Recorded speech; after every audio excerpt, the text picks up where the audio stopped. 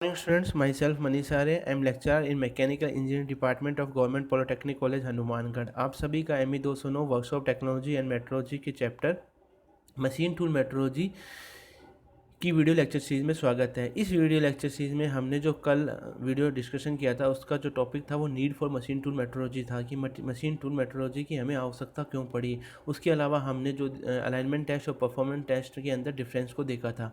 आज का जो वीडियो लेक्चर है उसका जो टॉपिक है वो है अलाइनमेंट टेस्टिंग इंस्ट्रूमेंट। हमारे को अलाइनमेंट टेस्टिंग करने के दौरान क्या क्या इंस्ट्रूमेंट की ज़रूरत पड़ती है, और ये जो इंस्ट्रूमेंट है ये हम पहले ही डिस्कशन कर चुके हैं। उसके बारे में थोड़ा थोड़ा वापस देख लेते हैं। तो सबसे पहला इंस्ट्रूमेंट है वो है डायल गेज। डायल जो है, जो डायल गेज का जो डायल है वो क्लियर होना चाहिए और 0.01 mm एक्यूरेट होना चाहिए। Dial gauge must be fixed to a robust and the stiff base in order to avoid displacement due to shock और vibration। जो डायल गेज है वो जहाँ पर भी आप उसको फिक्स करोगे वो बेस रोबस्ट और स्टिफ होना चाहिए ताकि शॉक और वाइब्रेशन के कारण उस डायल गेज का डिस्प्लेसमेंट ना हो सके। दूसरा इंस्ट्रूमेंट है spirit level to check the flatness of the base and tables and the straightness of the guideways. किसी भी बेस या टेबल की फ्लैटनेस को चेक करने के लिए या गेटवेज की स्ट्रेटनेस को चेक करने के लिए हम स्पिरिट लेवल्स का यूज़ करते हैं। तीसरा है auto collimator to check the deflection of long beds in horizontal vertical and incline plane. Horizontal vertical और इंक्लाइन प्लेन के ऊपर हम लॉन्ग बेड के डिफ्लेक्शन को चेक करने के लिए ऑटो कॉलीमेटर का यूज़ करते हैं। Waviness meter to record the surface waviness of the bed and the table with the magnification of 50:1। देखिए आपका जो लेथ मशीन है उसमें जो बेड है उसकी जो सरफेस है उसकी वेवीनेस को चेक करने के लिए या फिर ड्रिलिंग मशीन पे जो टेबल होती है उसकी जो सरफेस है उसकी वेवीनेस को चेक करने के लिए हम वेवीनेस मीटर का यूज़ करते हैं, और उस मीटर की जो मैग्निफिकेशन है वो 50:1 हो। लास्ट जो इंस्ट्रूमेंट है वो है टेस्ट मैंडल। टेस्ट मैंडल की फ़ोटो आप यहाँ देख पा रहे हैं, ये टेस्ट मैंडल है। किसी भी स्पिंडल, वो स्पिंडल ट्रूली रन कर रहा है या नहीं कर रहा है उसको चेक करने के लिए हम टेस्ट मैंडल का यूज़ करते हैं। उसके अलावा वो जो आपका स्लाइड है उसकी जो मूवमेंट है वो एक्सिस के पैरेलल है या नहीं, वो चेक करने के लिए भी हम टेस्ट मैंडल का यूज़ करते हैं। टेस्ट मैंडल किस चीज़ के बने होते हैं? ये स्टील के बने होते हैं। उनकी जो लेंथ होती है वो 100 से 300 mm होती है। उसके अलावा जो मैंडल है उनकी स्ट्रेटनेस और राउंडनेस भी बहुत ज़्यादा इंपॉर्टेंट होती है ताकि हमको एक्यूरेट रिजल्ट मिल सके।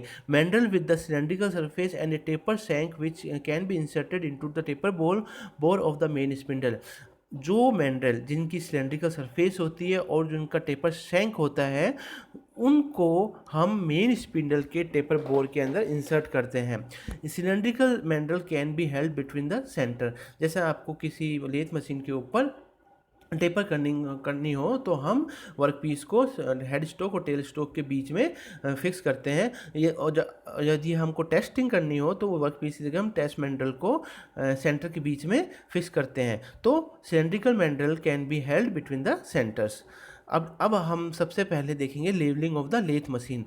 आप यहाँ पर लेथ मशीन का डायग्राम देख पा रहे हैं, ये लेथ मशीन का डायग्राम है।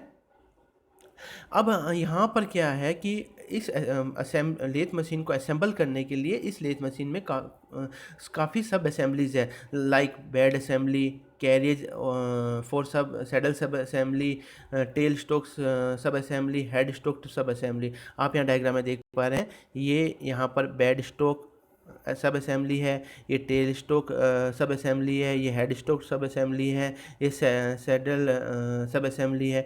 अब हमें during the assembly various alignment test on these sub assemblies have to carry out. जब हम इन सब पार्ट को असेंबल करते हैं, जोड़ते हैं, तो हमें इन सब असेंबलीज पे, टेल स्टोक पे, हेड स्टोक सब असेंबलीज पे हमको अलग अलग अलाइनमेंट टेस्ट करने पड़ते हैं।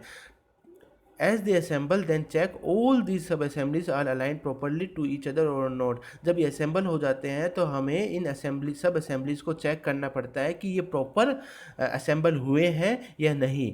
तो it is very essential that the bed should be installed in truly horizontal। देखो आपके पास में दो डायरेक्शन होती है, एक longitudinal डायरेक्शन, एक वर्टिकल प्लेन में ट्रांसफर डायरेक्शन। ठीक है, अब आपको ये देखना होता है, ये चेक करना होता है कि जो बेड इंस्टॉल किया है वो ट्रूली हॉरिजॉन्टल लॉन्गिट्यूडल डायरेक्शन के अंदर इंस्टॉल हुआ है या नहीं, और वर्टिकल प्लेन ट्रांसफर डायरेक्शन में ट्रूली मतलब उसकी वो जो आपने बेड इंस्टॉल किया है वो ट्रूली इंस्टॉल हुआ है या नहीं, ट्रांसफर डायरेक्शन और हॉरिजॉन्टल डायरेक्शन दोनों के अंदर। कोई भी टेस्ट करने से पहले, मशीन टूल के ऊपर कोई भी टेस्ट करने से पहले सबसे पहले ये चेक करना पड़ता है। Along the length of the bed, check the leveling in both the longitudinal and transfer direction. हमें बेड के लेंथ के अलोंग लॉन्गिट्यूडनल और ट्रांसफर डायरेक्शन के अंदर लेवलिंग को चेक करना पड़ता है। यदि आपका कोई लॉन्ग लेथ बेड है, यदि वो प्रॉपर इंस्टॉल नहीं हुआ हॉरिजॉन्टल डायरेक्शन में, तो बेड क्या करेगा, bed will undergo a deflection thereby producing a simple band and undesirable stress will be produce. यदि आपका बेड है वो हॉरिजॉन्टल डायरेक्शन में ट्रूली इंस्टॉल नहीं हुआ, तो आपका बेड के अंदर एक डिफ्लेक्शन आएगा जिसके कारण उसमें सिंपल बैंड प्रोड्यूस हो जाएगा और अनडिजायरेबल स्ट्रेस प्रोड्यूस हो जाएंगे। यदि यही बेड आपका ट्रूली हॉरिजॉन्टल इन ट्रांसफर डायरेक्शन में अंदर, आपको पता है ये ट्रांसफर डायरेक्शन के अंदर यदि ट्रूली ये जैसे मान लीजिए ये आपका हॉरिजॉन्टल प्लेन है, इसके ऊपर ये लॉन्गिट्यूडनल डायरेक्शन है, इसी हॉरिजॉन्टल प्लेन के ऊपर ये ट्रांसफर डायरेक्शन है। तो यदि हॉरिजॉन्टल आपका if the bed is not truly horizontal in transfer direction में, यदि ट्रांसफर डायरेक्शन में आपका बेड ट्रूली हॉरिजॉन्टल नहीं है, तो उसमें क्या होगा, उसमें ट्विस्ट इंट्रोड्यूस हो जाएंगे। thus the movement of the saddle can't be in straight line and true geometry cylinder can't be generated।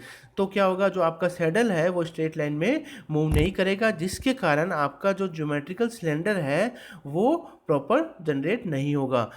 अब इस बेड को इंस्टॉल करने के लिए special concrete foundation considerable depth पर हमको प्रिपेयर करनी होती है ताकि इसका प्रॉपर इंस्टॉलेशन हो सके और बेड की एक्यूरेसी मेंटेन रह सके। अब देखो उसको कैसे करते हैं, ये चेक करते हैं स्पिरिट लेवल की सहायता से।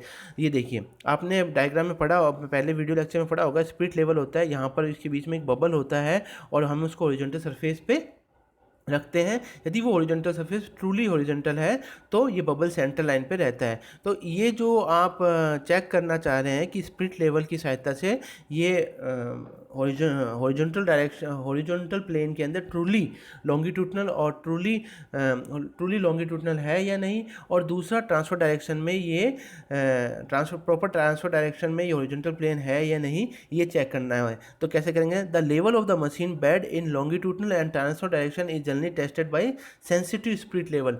ये सेंसिटिव स्पिरिट लेवल की सहायता से हम इसका लॉन्गिट्यूडनल और ट्रांसफर डायरेक्शन के अंदर मशीन बेड की लेवलिंग को चेक करते हैं। अब कैसे करते हैं, saddle is kept at the middle of the guideways and the use a precision spirit level at the various position to ensure the level in the longitudinal direction.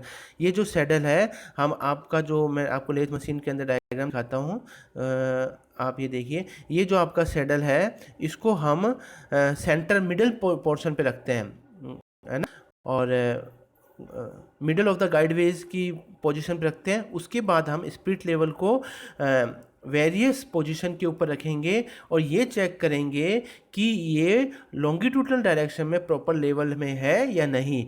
इस procedure को हमको बार बार रिपीट करना होता है दोनों गाइडवेज के ऊपर। ये देखिए, आपको यहाँ पर एक फ्रंट गाइडवेज दिख रही है ये रही, और एक रियर गाइडवेज दिख रही है। इसके ऊपर हमने ये यहाँ पर देखिए लॉन्गिट्यूडनल डायरेक्शन को चेक करने के लिए हमने स्पिरिट लेवल को यहाँ पर रखा, फिर ऐसा यहाँ पर अलग अलग पोजीशन पे रखते हैं। ये प्रोसीजर दोनों गाइडवेज के लिए फॉलो करते हैं, पहले फ्रंट के लिए फिर रेयर के लिए, ठीक है। और उसके बाद हम एरर चेक करते हैं। यदि हमारी 500 mm की लेंथ के लिए यदि हमारी एरर 0.01 और 0.02 mm तक है तो कोई दिक्कत नहीं है। यदि इससे ज़्यादा एरर है तो इसका मतलब वो प्रॉपर लेवल में नहीं है। अब मैं ट्रांसफर डायरेक्शन के अंदर हॉरिजॉन्टल प्लेन के अंदर, ये हॉरिजॉन्टल प्लेन के अंदर ही ट्रांसफर डायरेक्शन के अंदर ये चेक करना है कि आपका जो लेथ मशीन है वो प्रॉपर इंस्टॉल है या नहीं। उसके लिए क्या करेंगे, for test in transfer direction the precision level is placed on the bridge piece on the guideways. यहाँ पर देखिए ये दोनों गाइडवेज है, एक ये रही फ्रंट वाली ये रही और रेयर वाली ये रही, इनके ऊपर यहाँ पर इन दोनों को यहाँ पर एक ब्रिज पीस रखते हैं। ये देखिए यहाँ पर रखा हुआ है ब्रिज पीस, है ना, दोनों के ऊपर ब्रिज पीस को हमने रखा और रीडिंग को उसके ऊपर फिर हमने उस ब्रिज पीस के ऊपर प्रिसीजन लेवल को रखा। उसके बाद में हमने रीडिंग नोट की ट्रांसफ़र डायरेक्शन के अंदर। तो जो एरर आएगी वो 0.01 से 0.02 mm किसी भी 500 लेंथ के लिए इतनी एरर आती है तो कोई दिक्कत नहीं है। इससे ज़्यादा एरर आती है तो वो प्रॉपर लेवल नहीं है। Reading indicate whether guideways straight और is there any deviation from straightness. Reading से हमें पता लगता है कि गाइडवेज प्रॉपर स्ट्रेट है या उसकी स्ट्रेटनेस में कोई डेविएशन है। यदि वहाँ पर if there is any deviation it should be in the convex direction only. यदि उसमें कोई डेविएशन है तो वो डेविएशन कॉन्वेक्स डायरेक्शन में ही होना चाहिए। देखिए आपको पता है कि एक तो ये इसे कॉन्वेक्स बोलते हैं, इसे कॉनकेव बोलते हैं। यदि आपका कोई डेविएशन है तो वो कॉन्वेक्स ही होना चाहिए। ऐसा क्यों? इसका मतलब कहने का मतलब ये है कि गाइडवेज यदि कोई एरर है तो कॉन्वेक्स होनी चाहिए, क्योंकि जब इसके ऊपर सैडल का वेट पड़ेगा या कटिंग फोर्स का वेट पड़ेगा तो ये गाइडवेज अपने आप स्ट्रेट हो जाएगी। यदि कॉनकेव है, मान लीजिए यदि आपकी गाइडवेज शुरू में कॉनकेव है तो क्या होगा कि जैसे जैसे सैडल का वेट और कटिंग फोर्स इसके ऊपर एक्ट करेंगे तो ये जो कॉनकेविटी है ये और बढ़ती जाएगी। और इसके अलावा क्या रीजन हो सकता है, यदि गाइडवेज कॉन्वेक्स है because of the continuous movement of the saddle the surface of the गाइडवेज will worn out and it become straight. देखो हम लेथ मशीन के ऊपर रेगुलर वर्कपीस को कट करते हैं। यदि आप कंटिन्यूस सैडल का जो मूवमेंट होगा, कंटिन्यूस मूवमेंट होगा, उससे क्या होगा कि गाइडवेज जो हैं वो अपने आप स्ट्रेट हो जाएगी। यदि वो कॉनकेव हुआ तो और ज़्यादा कॉनकेविटी बढ़ जाएगी। यदि वो शुरू में ही थोड़ा कॉन्वेक्स हुआ तो वो अपना आप ही स्ट्रेट हो जाएगा। तो हमने आज के लेक्चर के अंदर सबसे पहले levelling of the lathe machine के बारे में डिस्कशन किया। इसमें हमने देखा कि आपका जो बेड है ये हॉरिजॉन्टल प्लेन के अंदर दो डायरेक्शन होती है, एक तो लॉन्गिट्यूडनल एक ट्रांसफर डायरेक्शन। तो लॉन्गिट्यूडनल डायरेक्शन के अंदर ये जो प्लेन है लॉन्गिट्यूडनल डायरेक्शन हॉरिजॉन्टल प्लेन के में ये लॉन्गिट्यूडनल डायरेक्शन प्रॉपर लेवल है या नहीं, और हॉरिजॉन्टल प्लेन में ही ट्रांसफर डायरेक्शन में ये प्रॉपर लेवल है या नहीं, आपका जो लेथ बेड है वो प्रॉपर लेवल है या नहीं, इसको हमने चेक किया। तो आज के वीडियो के लिए हम इतना ही डिस्कशन करेंगे। नेक्स्ट वीडियो में हम नेक्स्ट टेस्ट को देखेंगे। Thank you.